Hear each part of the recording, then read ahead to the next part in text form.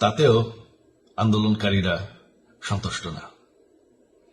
আমরা তাদেরকে আলোচনায় ডেকেছি, আমরা একটা জুডিশিয়াল কমিশন করেছি, যে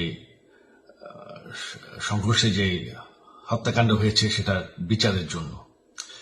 অনেক পুলিশ অফিসার যারা অতিরিক্ত ফোর্স ইউজ করেছে তাদেরকে আমরা সাসপেন্ড করেছি, তাতেও এই আন্দোলনকারীরা সন্তুষ্ট নয়। আমরা যতই ছাড় দেন, প্রধানমন্ত্রী নিজেই তাদেরকে ডেকেছেন যে আসেন আমরা আলোচনায় বসি, তাতেও তারা সন্তুষ্ট না। আমরা যতই ছাড় দিতে থাকি, যতই তাদের দাবি মেনে নিতে থাকি, তারা কিছুতেই সন্তুষ্ট না, তারা খালি দাবি বাড়িয়ে যাচ্ছে। এখন দাবি হচ্ছে যে সরকারের পতন। তবে সরকারের পতন হওয়ার পর কি হবে?